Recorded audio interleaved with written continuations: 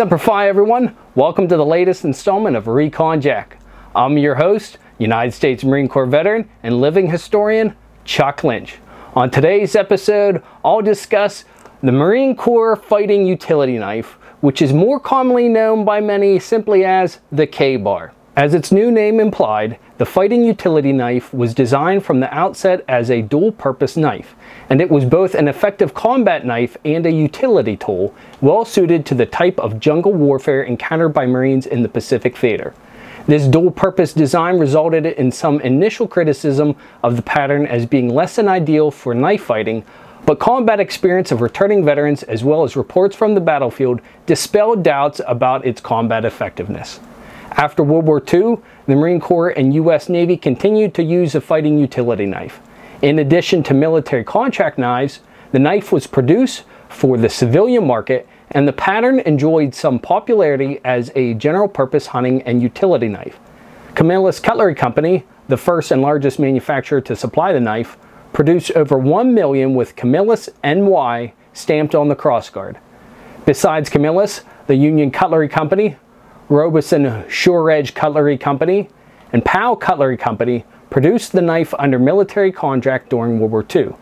After the end of the war, Utica Cutlery Company, Canada Cutlery Company, Camillus, and around 1980, Ontario Knife Company all produced the knife under contract for the U.S. military. From 1945 to 1952, West Cutlery Company of Sandusky, Ohio, purchased leftover and overrun parts from wartime knife contractors and assembled them for commercial sale, polishing out manufacturer and military markings and fitting them with non-grooved leather handles. Though W.R. Case made 2 prototype knives as part of a contract submission in 1942 and 1943, no contract was ever awarded to the company for the production of the knife.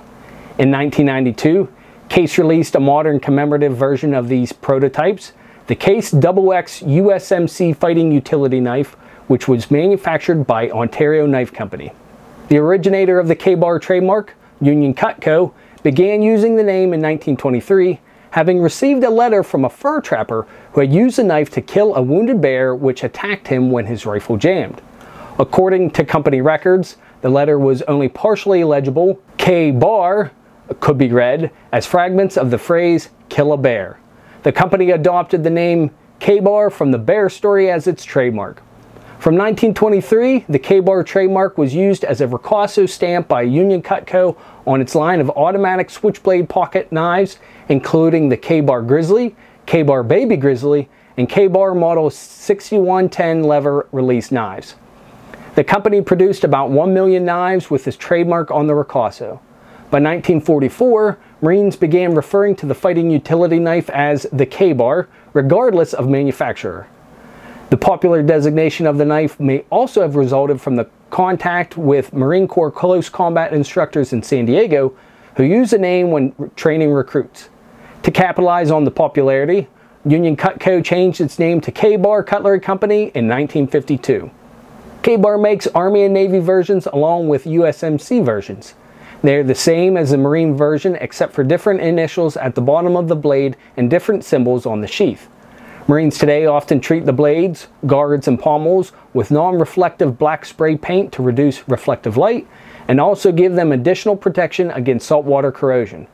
According to K-bar, its 1095 Crovan, a moderate carbon and low chromium steel alloy, allows the blade to hold and edge very well. The 1095 Crovan steel used in the blades of contemporary K-bars has a hardness of 56 to 58 HRC on the Rockwell Hardness C scale, while the guard and pommel are made from a 1095 carbon steel. Besides use as a fighting knife, the K-bar has proved useful as a utility knife for opening cans, digging trenches, and cutting wood, roots, wire, and cable. In 1995, a version was released with a stainless steel blade, synthetic handle, and synthetic sheath marketed as the Next Generation. As of June 2012, the Next Generation models have been discontinued. In 1999, K-bar released the D2 Extreme version of the fighting knife, coming with the same synthetic handle and sheath that was produced with the next generation, but also a blade made from D2 tool steel for extra edge retention and slightly better corrosion resistance than 1095. I hope you enjoyed today's episode of Recon Jack, and perhaps you've learned something new. I've only scratched the surface of some of the topics discussed, so stay tuned for more episodes as I continue to explore the hallowed history, traditions, and individuals of the United States Marine Corps. Please feel free to like this video, subscribe to my channel, click that notification bell, and leave a comment in the section below. I always enjoy interacting with you folks and seeing the growth of this channel. Also, don't hesitate to tell a friend or family member, or to send me an email directly at recon_jack@hotmail.com. And until next time, Semper Fi and carry on.